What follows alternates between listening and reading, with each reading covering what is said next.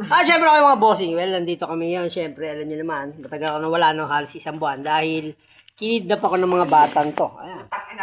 Arabo at saka si Pipito. Mga bossing, dito ngayon sa Talavera, Nueva Ecija. Nagbakasyon tayo isang buwan, mahigit.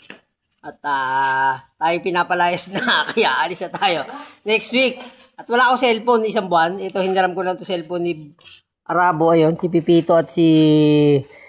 Ano pa pangalan nito? Ano pa pangalan nito? Totoong pangalan? Basta yun. Dito ako sa ilalim ng tulay. Bala ko na mag-squat dito. Diyan. Yan, ano ba ginagawa nyo kasi? Maglalatag ako ng pum, diyan lang matutulog. Dadalawin na lang nila ako pagkagabit. Dadalawin nila ako ng katol. Malamok dito. Di ka magkatol, di ka maarte. Ano to? Bypass, ha? Bypass yan. Nasa taas na yan.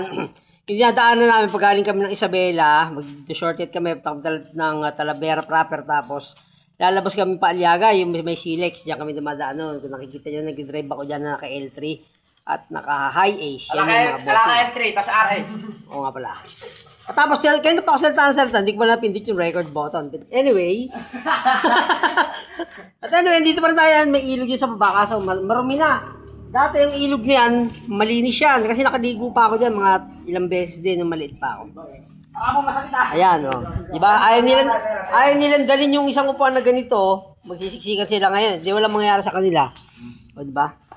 Tapos yun, may solar farm doon sa... Ano walang mangyayari? Ayun, solar farm yun. Nakikita nyo na yan. O. Ayun yung tulay. O, diba? O, kumakain sila. Hindi naman lang nila ako nalok, diba? Ayun na yung mga bossing lang. Sunod-sunod na ang ating mga... Ano to, spicy?